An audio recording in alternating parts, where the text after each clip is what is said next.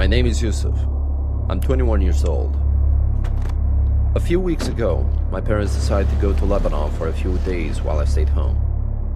I was happy to have a few days to myself, so I decided to drive to the lake which my family went camping at when I was small. It was remote, surrounded by trees, and barely anyone goes there. I decided to stay for one night though. As I got there, I decided to dare myself into skinny dipping since I was alone.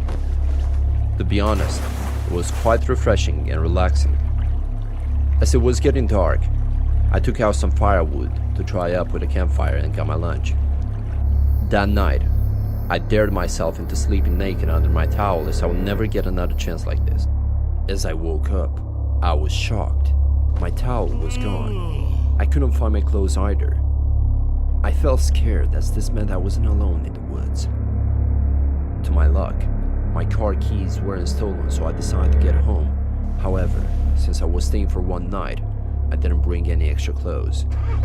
Due to my condition, I had to drive on those barely used roads to avoid any exposure to the public. It was a bumpy ride, but it was worth it. After a few hours, I saw a man in the distance near the road.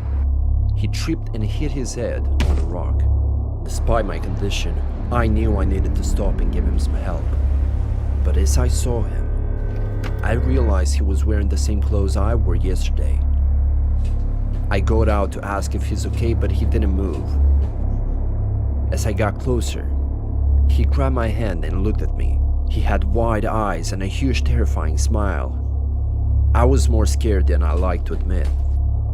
I quickly got in my car and drove away. I managed to get home by sunset, and it took me a few minutes to get the balls to run to my front door. I have not returned to the lake, and his smile haunted me ever since.